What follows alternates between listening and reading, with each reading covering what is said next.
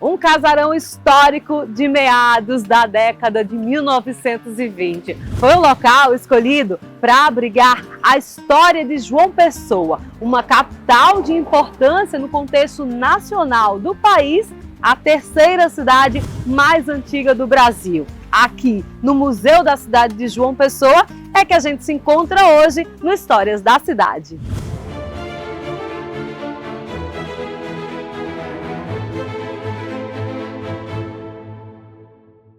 Casarão de número 92, em frente à Praça da Independência, no centro. Esse é o endereço do Museu da Cidade de João Pessoa. O palacete é repleto de histórias, uma vez que abrigou grandes comerciantes e até o ex-presidente João Pessoa. O espaço é histórico e está completando 100 anos de idade. O casarão foi projetado e construído em 1924 pelo engenheiro Souto Barcelos para servir de moradia a Tranquilino Monteiro, um rico comerciante de algodão. O casarão que o museu está localizado por si só já é uma obra de arte. É um casarão com mais de 100 anos de idade que foi construído para ser casa da família de Tranquilino Monteiro, que era um comerciante de algodão. Depois se tornou a moradia do ex-presidente João Pessoa. E aí foi concebido ao governo do estado, foi passado para o governo do estado e hoje é onde está instalado o Museu da Cidade. Ele morou aqui no período curto, a estimativa de 6 a 9 meses, enquanto o Palácio da Redenção passava por um processo de reforma. Coincidiu com o período do declínio do comércio de algodão, onde Tranquilino Monteiro teve que alugar a casa para que se tornasse moradia do ex-presidente. Se lá de fora já é surpreendente ver toda a arquitetura, aqui de dentro é um verdadeiro passeio, tanto na história da nossa cidade, quanto na história da política da Paraíba. Viviane vai nos acompanhar e a gente já está aqui na primeira sala, que já traz aí mobiliário da época, um pouco de como era a estrutura da casa e o início da história de João Pessoa, inclusive com imagens feitas, retratando os tempos passados. O que a gente tem aqui, Vivi? Aqui a gente tem os móveis originais da época em que João Pessoa ele morou nessa casa. A gente também tem os quadros que mostram a vista que foram feitas retratando a época, fotos do estado em que a casa fica ao passar da história. A gente já observa que como a casa estava, né, antes dela ser transformada no museu, passou por toda uma reforma para recuperação de todos os ambientes, mas a gente vê que a arquitetura dela toda é bastante preservada, né? A estrutura e a casa em si é muito bonita. A gente tem aqui, inclusive, toda a planta dela, né? Isso daqui é de verdade um tesouro da arquitetura, né? A casa ela foi construída entre os anos de 1924 a 1925. Como você disse, ela está no início do centenário. A gente também tem algumas vistas de planta baixa da cidade, quando ela era considerada e chamada como Paraíba.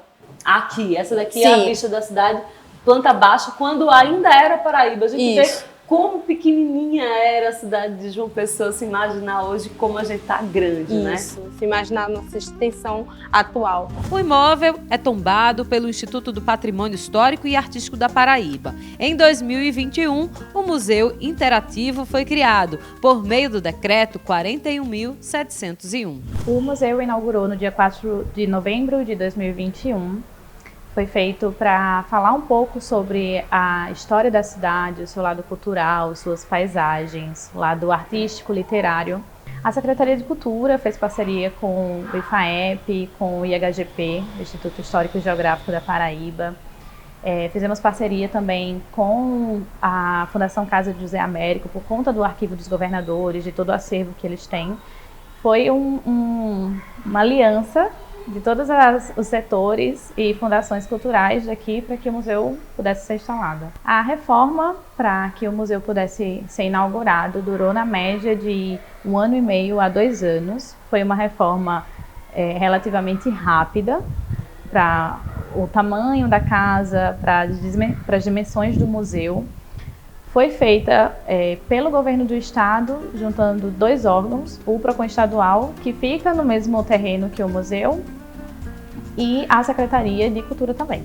O O Museu da Cidade de João Pessoa conta o passado, registra o presente do cotidiano da capital e, por isso, atrai tanta gente com interesse de conhecer mais sobre as nossas raízes. E turistando por aqui pelo museu, a gente encontrou o Fernando, que é boliviano. Isso, eu sou de La Paz, Bolívia.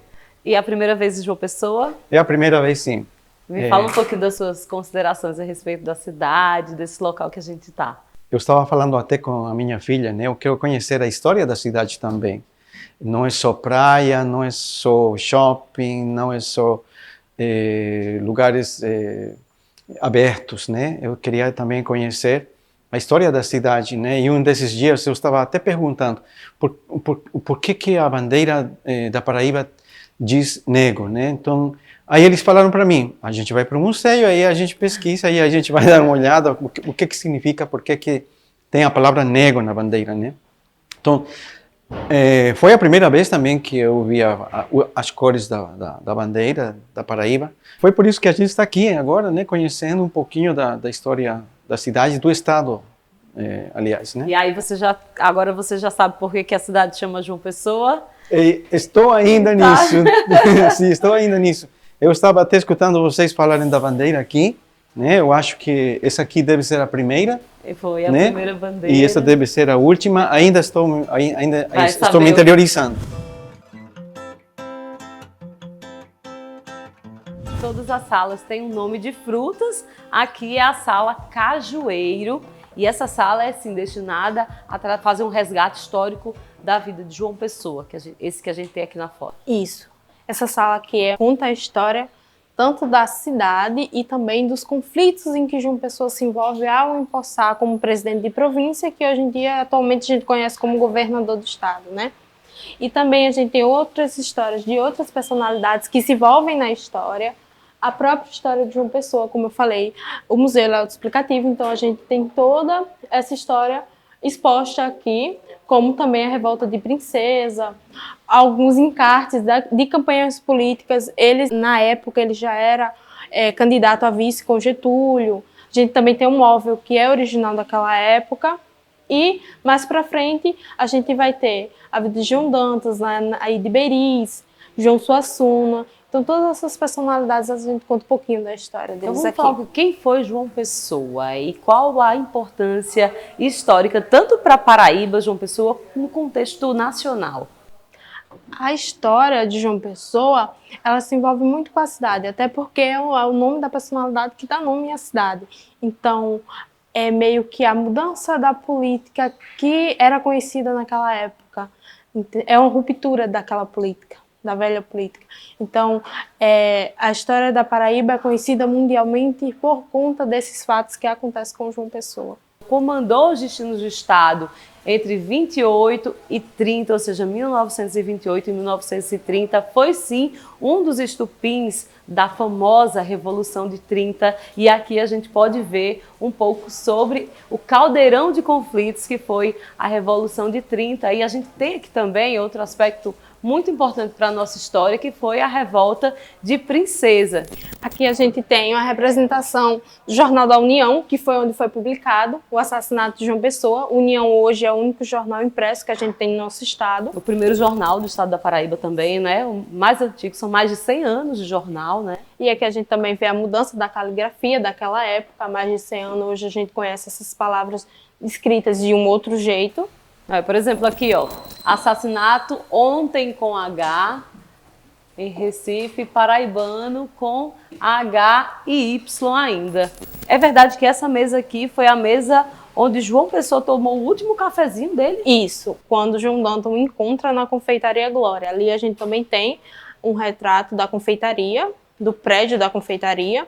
Temos também a representação da Aliança Liberal e do hino da Paraíba. Antes da morte de João Pessoa, nossa bandeira era essa. Isso. Após a morte, mudou-se para essa daqui. O que representa a bandeira? Nossa bandeira ela é representada por 3 características. Uma delas é o luto do Estado.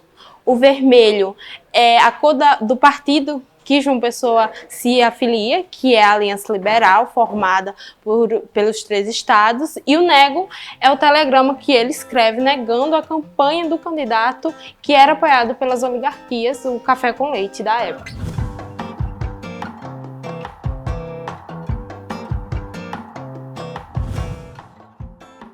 Aqui em cima tem a sala sapotizeiro.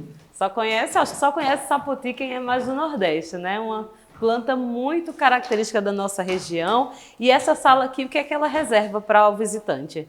Aqui mostra a história dos artistas e também as obras dos artistas aqui da Paraíba. Aí aqui a gente conhece a Paraíba pelas fotografias e quadros. As mais antigas, outras bem mais atuais, mostra as 2 perspectivas de João Pessoa e um pouquinho da região da Paraíba.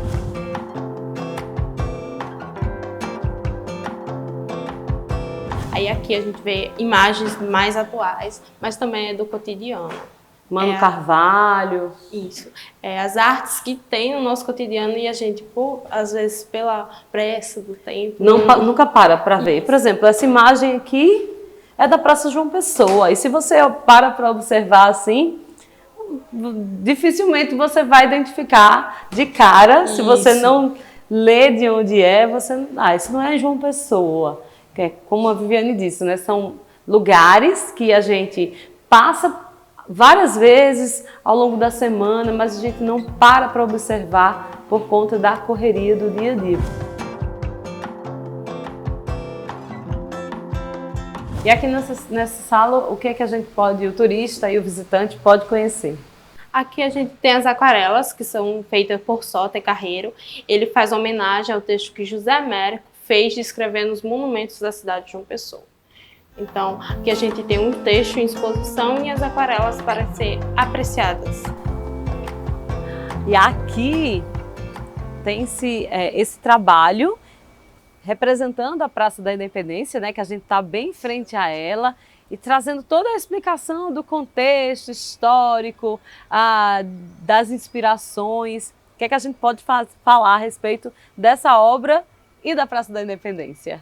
O museu ele faz uma homenagem à praça, já que é também um patrimônio histórico tombado daqui da região de João Pessoa. E aqui a gente fala um pouquinho sobre a história dela, como ela surgiu, como foi feito o projeto dela, o seu modelo, que tem uma curiosidade. Qual a inspiração dela? A inspiração dela é no centenário da independência do Brasil. Então, todo o seu projeto foi feito com relação a isso. Então, o modelo ela é inspirado na bandeira da Inglaterra, por conta da influência comercial da época. A composição da vegetação é de todos os estados brasileiros. E temos também o obelisco, que foi feito uma representação de força de Dom Pedro I, que é quem declara a independência do Brasil. Você está aqui, né, nesse trabalho. Basta atravessar a rua, que a gente está bem em frente à Praça da Independência, um dos locais mais arborizados da nossa capital, conservado, que a gente pode fazer uma caminhada. Muito bonito e que representa também muito desse contexto histórico, das lutas, é bastante representativa aqui para todos nós da capital, né? Isso, é um pouco da nossa história. Imagina a gente na década de 30, por aí, 40, estar nessa sacada aqui era sinônimo de riqueza.